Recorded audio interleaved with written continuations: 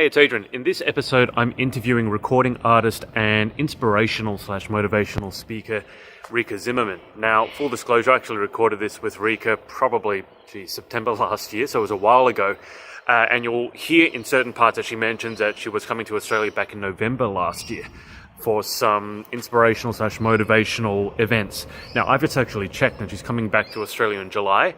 So not in November, but July of 2018. And in this interview, one of the most fascinating things is that she is someone who was pretty much down and out. She was diagnosed, I think, with stage 4 cancer.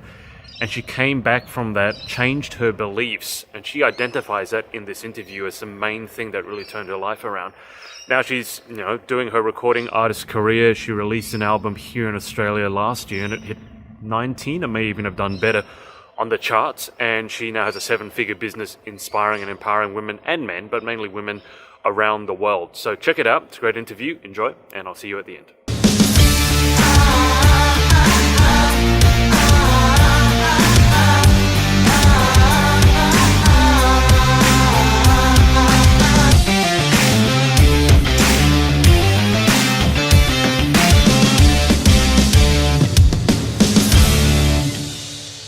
Hello everyone. I'm so excited to be here. Thank you so much for having me.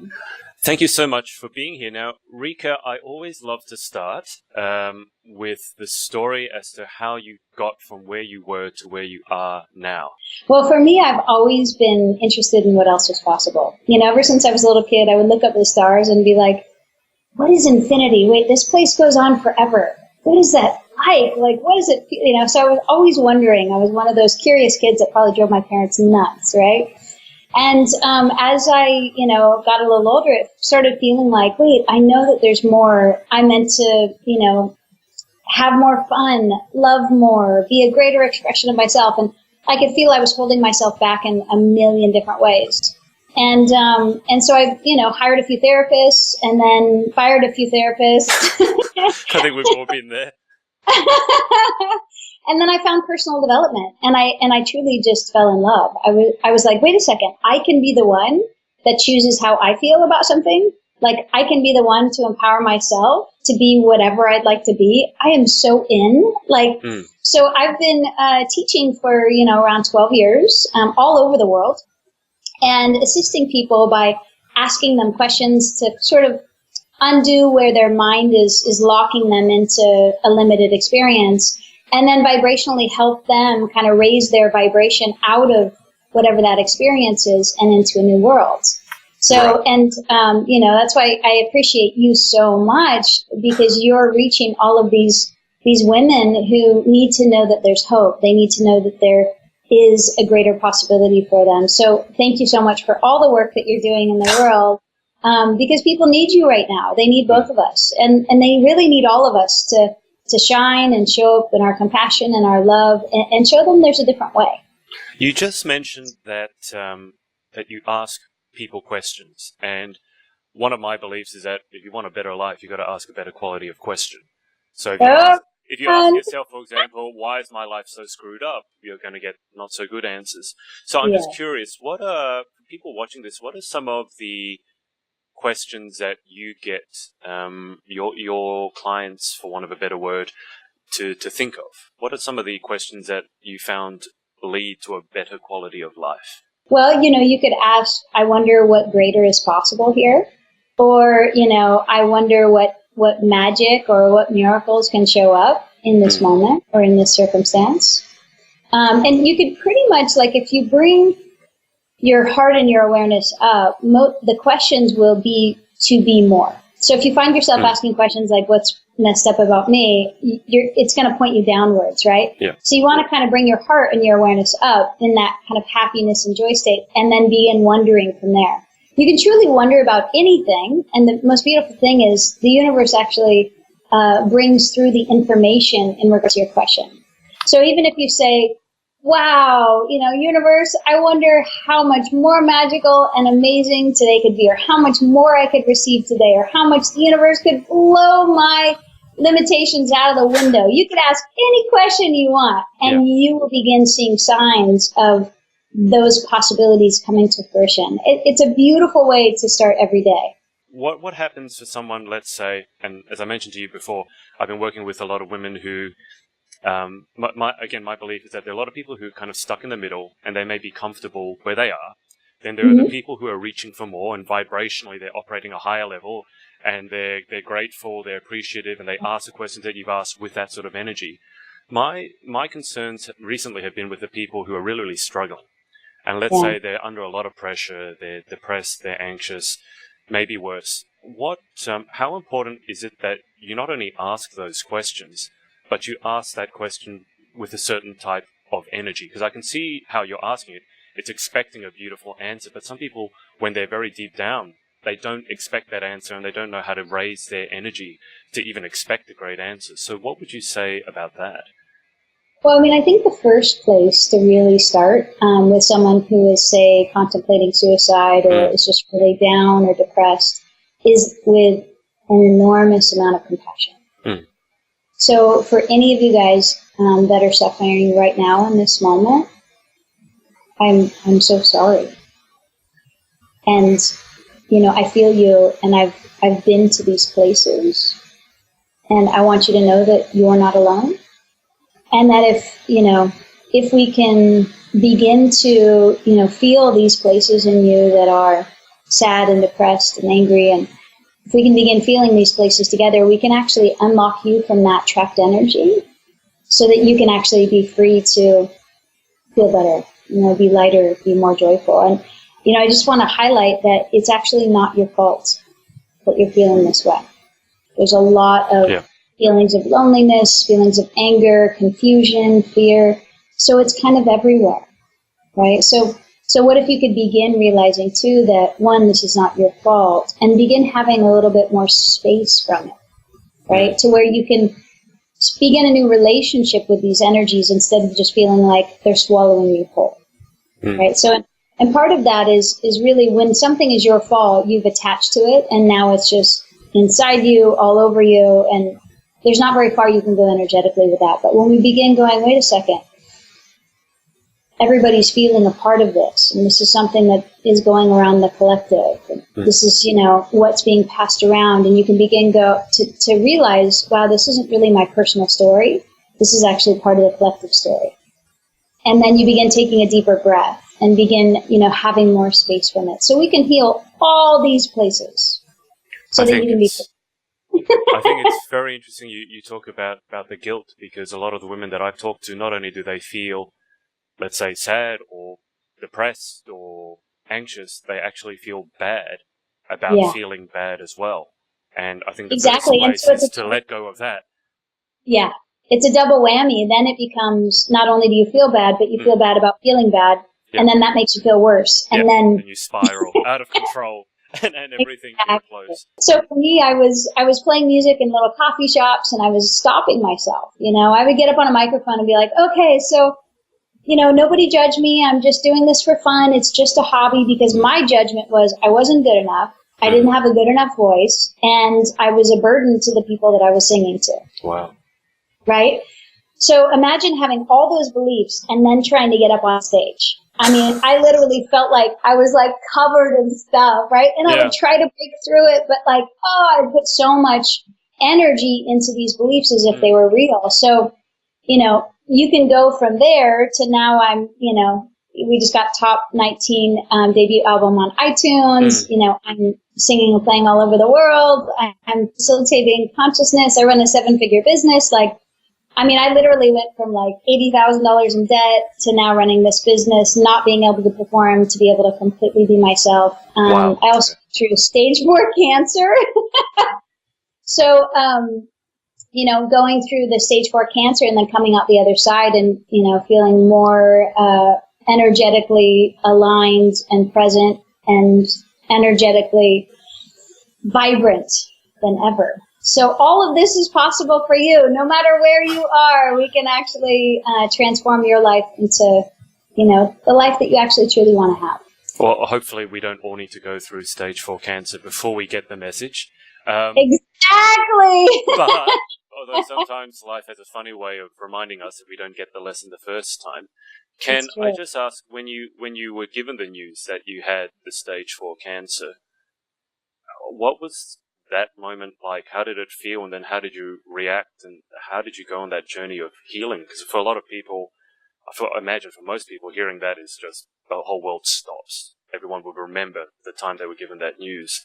But I think how you react to it is going to determine whether you heal or not. So walk us through your healing process.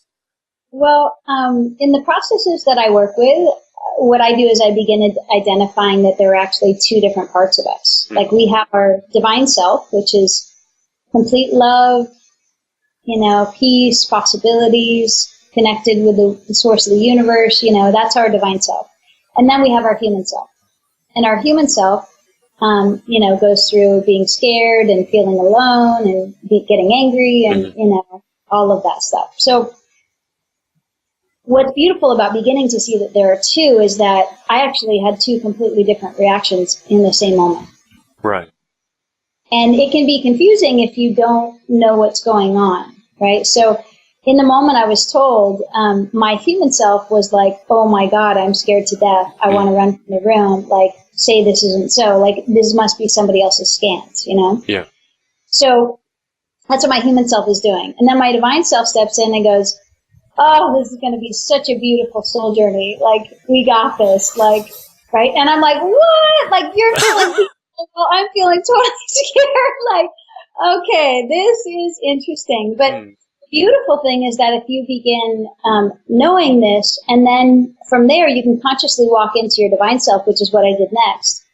And I checked in with my divine self and the angels, and I said, am I going to be okay? And they said, yep, you're going to be fine. So then from my divine self, I go to my little one and I go, sweetheart, I know this is shocking, but you're going to be all right. Okay, take a deep breath. This is part of the journey. This is part of what we're here to unravel. We're here to let go of this fear, so let's breathe together. So you can see how the process begins working, and you actually begin transforming the things that are going on in your life and bringing that little human self that feels scared and alone and angry all the way up into the divine self to where you guys can live together in harmony. Can you, I don't know if this is possible, but you just talked about walking consciously, I think, into your divine self. I had an experience probably a couple of weeks ago where I felt that same sort of reaction to bad news that I got, and I wasn't upset by it. And I was very confused because I thought, hang on, I should be upset. And not that I'm happy, but I felt very grateful.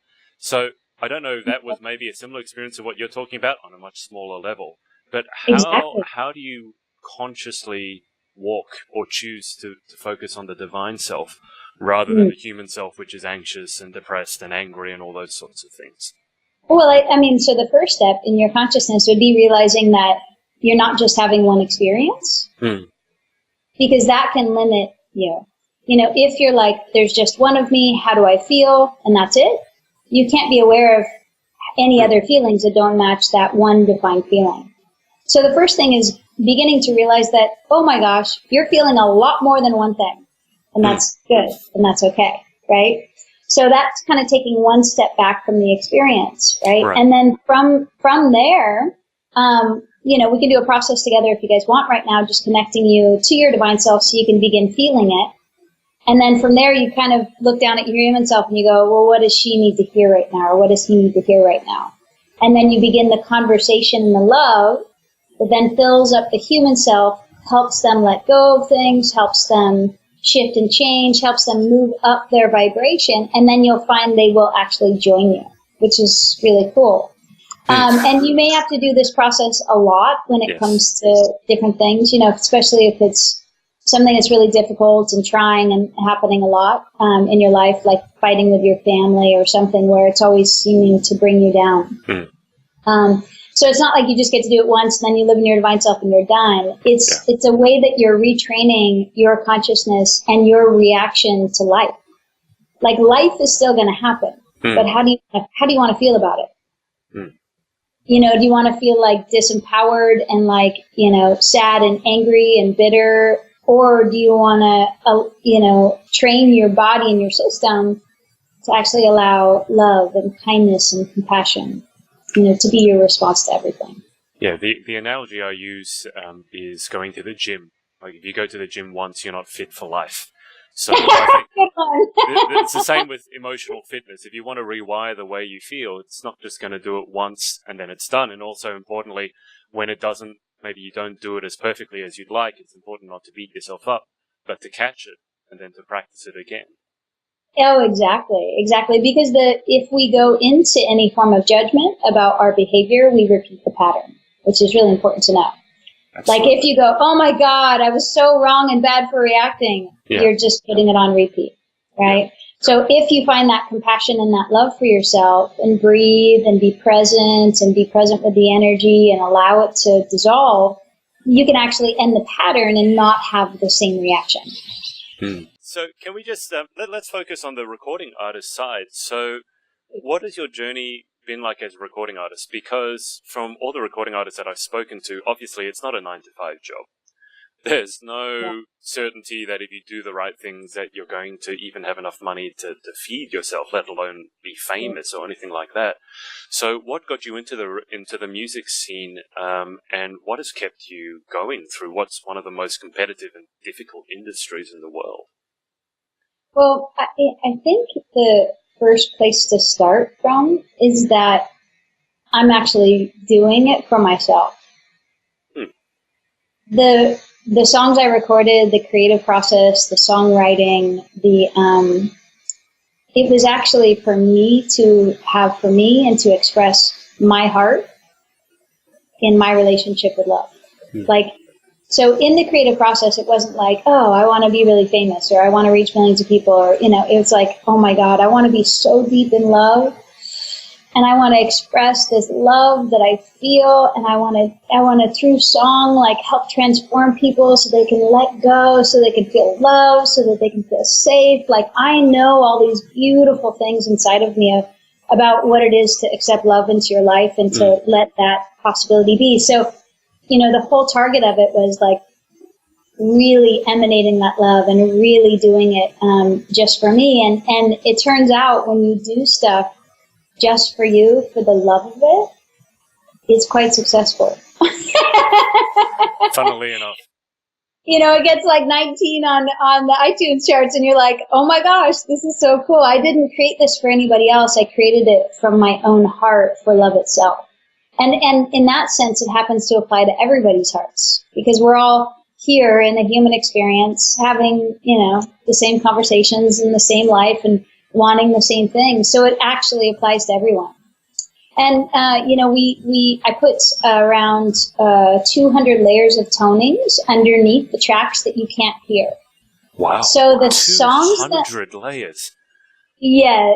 Well, they're all these conscious healing tracks from classes. So I pulled all this together and made a bed of vibrational uplifting. And so the songs, when you listen to them, you can't hear it, but they're actually creating healing. They're balancing your chakras. And we've actually had this tested on a GDV machine, and they balance people's chakras. They increase the energy field in your chakras. They get rid of old emotional content. You feel better. So it's music that gets to be played on the radio and go out into the world and do its healing, without anyone, even if they're not able to be in the personal development conversation, they're still receiving. So it's a beautiful thing. Wow, this music is, it just sounds amazing. I mean, I was listening to it and definitely I was feeling happy. I wasn't aware there were 200 layers programming my subconscious. Is this just we're talking about the latest album? Yes. So the latest album is The Miracle. So the tracks on that album, do they all have these 200 layers? Yes. Wow. Okay. Yeah. So, and I co-wrote this album with Isaac and Torald Corin, which are two Aussie brothers. Aussie, oi, oi, oi, right? Two Aussie brothers that actually now live in Ojai, which is the town that I live in now. And they're from the band called The Kin. I don't know if any of you guys know The Kin, but they've opened for Coldplay and Pink and some really big bands. So we all co-wrote this together, and it was just a beautiful, beautiful experience, doing this with them. So it's from your brothers, your Australian brothers, that this music was co-written. How would you describe your musical sound, or is it a bit difficult to I guess categorize it? Well, I think it's interesting because it feels like it applies on so many different levels. Like, so, if you ask my mom, what is this album? She's like, oh, it's a a love song. They're all love songs, right? But if you asked a conscious person, what is this album? They'd say like, oh, it's inspiring me to be one with God or one with Source. So like you can hear it on all these different levels because that's the truth sort of does that. It applies on all these different levels. Yeah. So the sound of it to me is inspirational and epic. I would say epic. That's a great category to be in, the epic category. Well, it's like epic journeys, right? And the sound and the drums and it's very kind of U2 in that sense. It's really, right, yeah. Soundtracky feeling. Like you're going somewhere, it's happening, and a lot of sing along too. So it gives people an opportunity to sing along with the music, and the songs themselves and the choruses are affirmations. Yes, I mean, I was just checking out your song "Deep in the Heart." And I was looking at it. I mean, the music video is beautiful as well. Whoever shot that's a genius. It really does have that sort of epic, like a scene from a movie in it, right? And it's like a love song from a movie. But the difference, I think, for me was in the lyrics. The lyrics are not just, ooh, baby, love me sort of thing. It's, in this one, the part that got me is how deep in the heart we can be. And when I just heard how deep in the heart, that immediately got me thinking. So can you just talk about that particular lyric? Yeah, absolutely. Absolutely. So the lyric of the chorus is, will you stand for love? Will you stand with me? Will you stand for just how deep in the heart we can be? So when you hear that, you can feel this kind of falling into the depth of love. And falling into that depth of love, it changes not only your body and your consciousness and the way that you think and feel, but you're actually part of a collective. And so by you actually falling into that love, it changes the collective. So the beginning of the song says, there's a new world here in this moment. We awaken when we're holding the space. There's a new heaven where we're walking with angels inside the kingdom here in this moment on earth. So all of that, like the most beautiful, the most glorious, the most magical, the most majestic, energetic experience of our entire existence is actually here right now when we fall deep into the heart.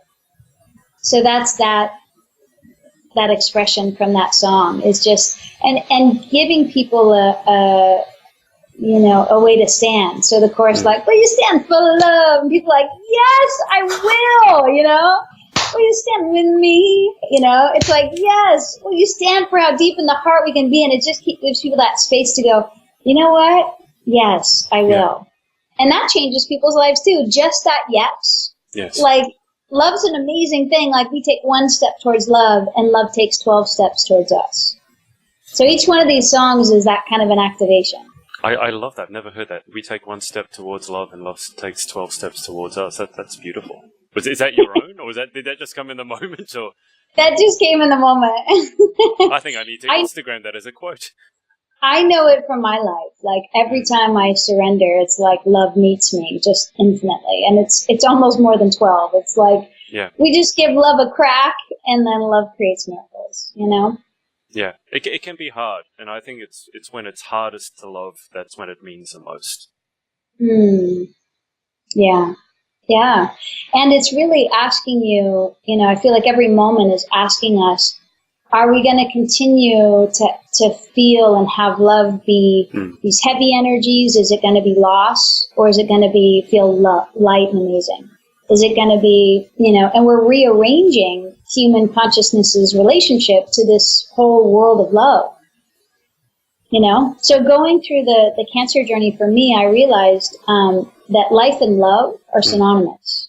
Yes. Like, they're the same thing. Like, the energy of love is the energy of life. And the only reason why I, wanted to live was to be given the opportunity in every moment to love. Wow. That's a big pool to live. Yeah, yeah. And it's a beautiful thing to be that aligned with yourself, because each of you know that you're actually here to love too. Mm. And what if it didn't take almost dying to actually realize that? It's very true. So sometimes we do need to have those crises to just refocus us on our priorities and what really matters. But at any point you can choose, right? I guess that's the point. You don't have to go through that sort of crisis before you make a conscious choice. It's true.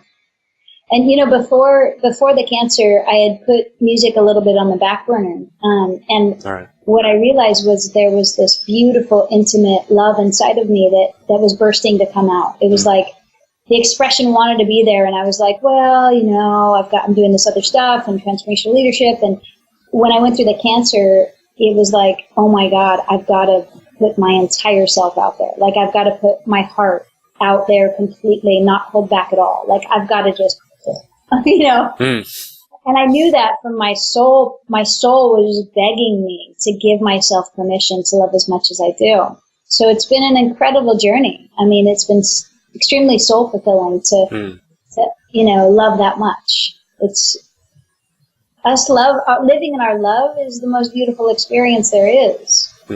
So why hold it back, Absolutely. Rikka, what does the next 5 to 10 years hold for you? I mean, you talked about it being a beautiful journey. Do you see where the journey is going to lead you in the next few years? Yes. My wish is that I would be given the blessing and opportunity to get to touch and empower 1 billion hearts. Wow. Just, even if I only have them for 2 minutes, like I can do just me being the representation of love and this beauty and this depth of life and this possibility and this. When people meet me, I've actually heard this before from many people. They were like, well, I was going to commit suicide, and as soon as I met you, I knew I didn't have to. Wow, that's got to be an amazing thing to be told. Yeah, it's incredible, and it brings tears to my eyes just to think that me being myself and me showing up for me could vibrationally help so many people. That's because incredible. It's like they're looking at my field and going, oh my God, I want to have that much fun. I can have that much fun.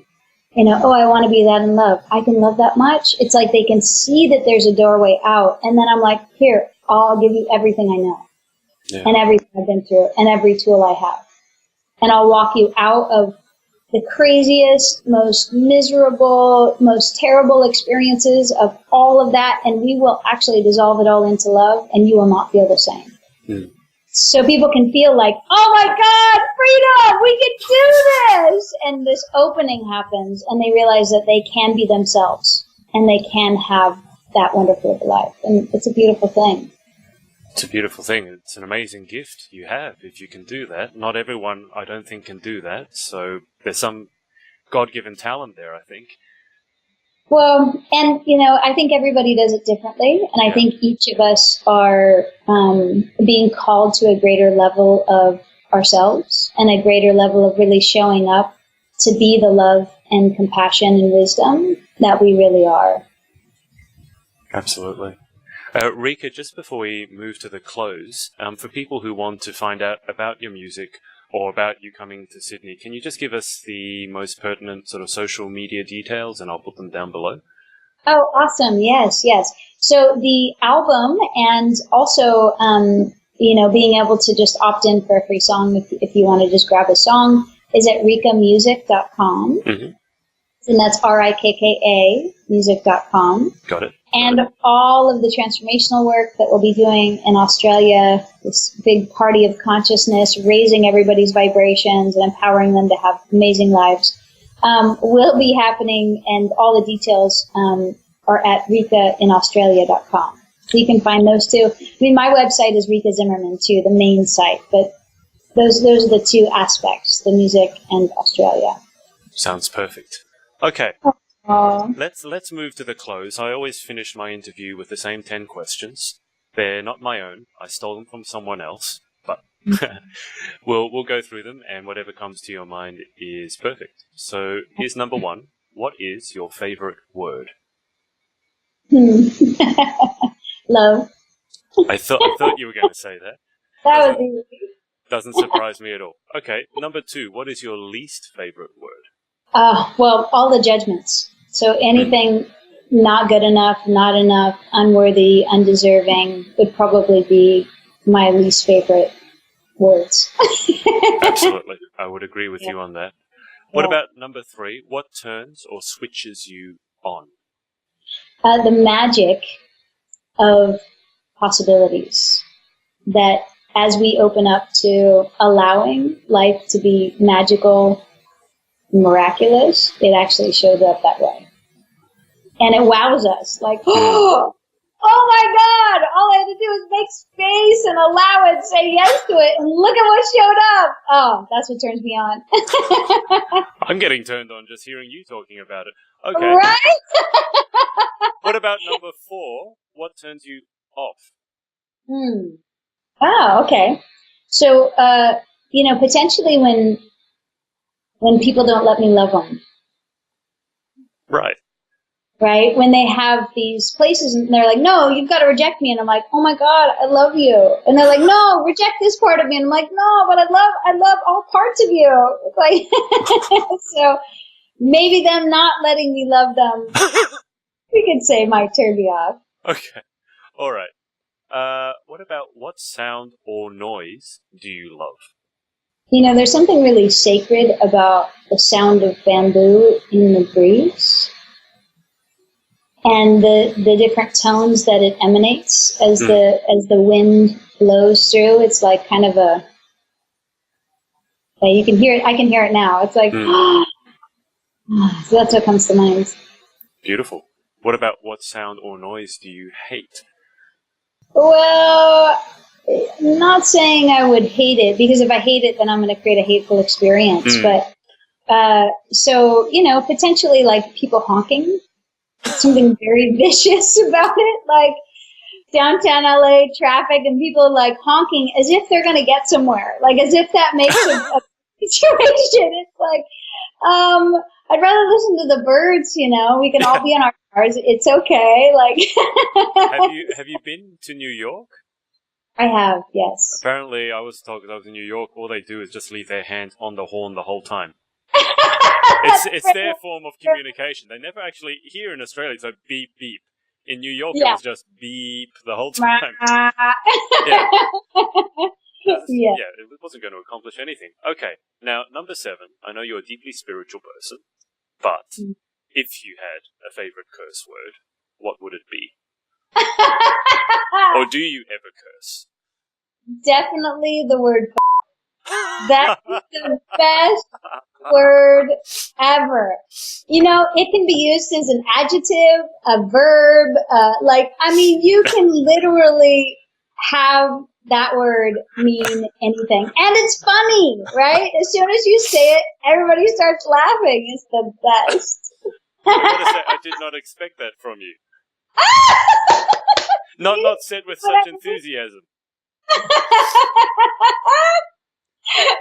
I thought it might be a damn or something like that, but just to hear, and I love fuck, and Okay, that's changed. That's told me not to prejudge people. That's my lesson learned for this morning. That's cute. Okay, all right. I'm crying here. Okay. It can even make you cry, apparently. Okay, number 8. What job or occupation other than your own would you most like to attempt? I think painting. Oh. I could really see, and I haven't explored it very much. I'm a photographer also, but how fun to get like blank canvases and just fill them with like color and light and shape, and I don't know what it would look like, but it would be fun. Certainly sounds like it. Or what about the flip side? What job or occupation other than your own would you not like to attempt? I'm